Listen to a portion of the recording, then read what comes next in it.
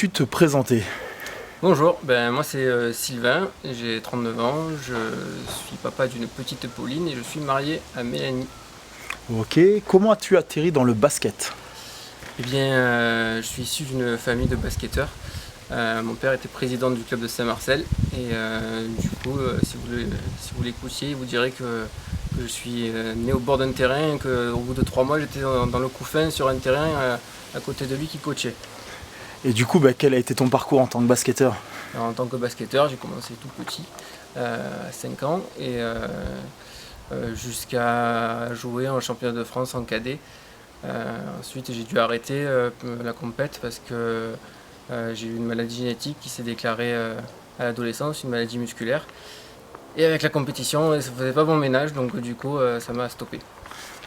Du fait que tu as dû arrêter le basket, qu'est-ce que tu as fait à côté si tu as dû arrêter complètement le basket? Oui, du coup, je me suis tourné vers mes autres passions, la randonnée, le ski, l'alpinisme. D'ailleurs, on a gravi le Mont Blanc avec mon épouse.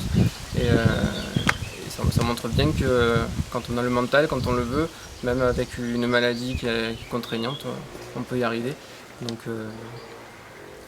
le mental est là, on peut tout faire dans la vie. Ça, je suis entièrement d'accord.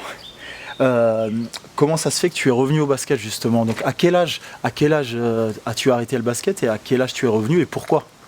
Alors, je suis revenu parce que j'habite à Gréasque depuis 2013. Quand ma fille a eu l'âge de commencer le basket, on a atterri au forum des associations. On est tombé sur Nora et sur Raph. Puis là, ils nous ont bien convaincus. Du coup, on a mis Pauline au basket avec Raph. Je m'en souviens. Voilà. Qu'est-ce qui te plaît au BC Étoile? Ce qui me plaît au BC Étoile, c'est l'esprit famille que j'ai retrouvé, que mon père avait un peu inculqué à Saint-Marcel. Du coup, jusqu'à sa mort, pendant 35 ans, j'ai vécu dans cette ambiance-là d'un basket famille où on a l'impression que le club, c'est vraiment sa famille. Et c'est ce que j'aime bien au BC Étoile, parce que ce soit pour les petits, ou même moi je joue en loisir, et avec les copains du loisir, c'est vraiment un esprit famille, et c'est ça qui est important. Donc du coup, tu joues en loisir, ce que tu nous as dit. Tu entraînes aussi? J'entraîne avec Raph, avec toi.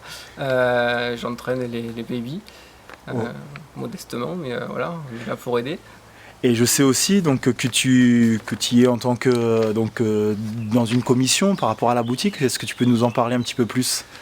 Alors la boutique, j'ai voulu aider le club en mettant mes compétences au service du club. Et du coup, comme je suis photographe, que je personnalise des objets, je me suis dit on pourrait faire ça pour le club. Donc ça a commencé avec des porte-clés, des magnettes, la gourde, le sac. Ça, il y en a plein qui ont commencé à les faire, on peut les personnaliser, donc c'est chouette. Ça c'est la gourde BC Étoile qu'on peut personnaliser avec le prénom. Et du coup, je leur ai dit, si vous voulez, je peux même faire des peluches. Et on pourrait partir et faire une mascotte. Et on est parti dans ces délires et on a créé Frogstar comme ça. Frogstar. Parce que c'est une grenouille, elle est verte, comme le club, c'est les couleurs du club. Après, on s'est pris au jeu et du coup, il y a même Christophe, le président, qui a trouvé une vraie mascotte et vous pouvez la voir sur les terrains ou pour les événements. Pour ceux qui ne le savent pas, du coup, la mascotte du club, le logo du club, c'est une grenouille. C'est une grenouille. Frogstar. Elle est jolie, Frogstar. Et du coup, donc, quels seront tes projets perso et en termes de basket pour l'année prochaine? Moi, pour l'année prochaine, je m'éclate en loisir, donc je continuerai à jouer en loisir et on se fait nos petits matchs le lundi et ça nous va bien, et nos tournois. Et ensuite, faire en sorte que la boutique marche et on essaiera de développer encore plus les produits.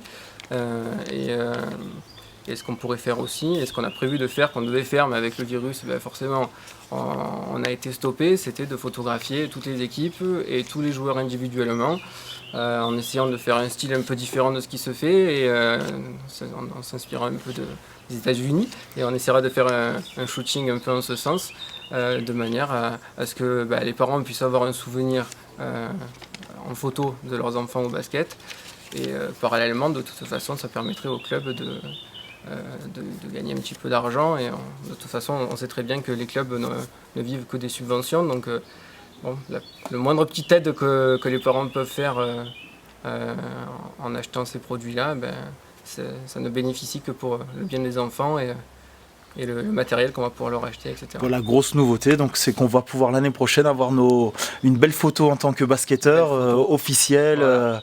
Donc ça va être Une photo individuelle, on essaiera de faire un beau truc, une photo de groupe, on pourra faire des calendriers, donc ça sera sympa. bon, ça va être les grosses nouveautés. Ça, j'ai hâte de voir pour ça. Sylvain, un mot de la fin pour nos jeunes basketteurs, pour nos parents qui nous regardent par rapport un peu à la situation qui s'est passée et voilà, du fait qu'on a tous envie de retourner sur les terrains. Est-ce que tu as quelque chose à dire par rapport à tout ça pour un petit mot de fin?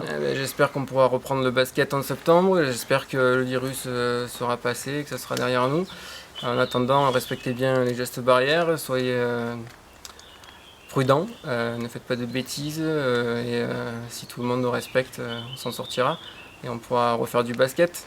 Tant qu'on ne respecte pas, notre retour au basket sera plus long, donc à nous d'être responsables. C'est sûr. Sylvain, merci et à très vite sur les terrains. Merci à toi. Salut.